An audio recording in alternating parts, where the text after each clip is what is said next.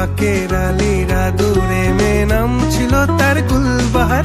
লাল বাজারে গলির মোড়ে পান দোকানের খরিদ্দার।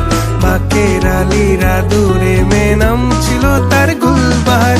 নাম ছিল তার গুলবাহার, দেখতে ভারী চমৎকার। তুলনা যে হয় না তার হোসনে আরা গুলবাহার। বাকের আলীরা দূরে মেয়ে নাম ছিল তার গুলবাহার।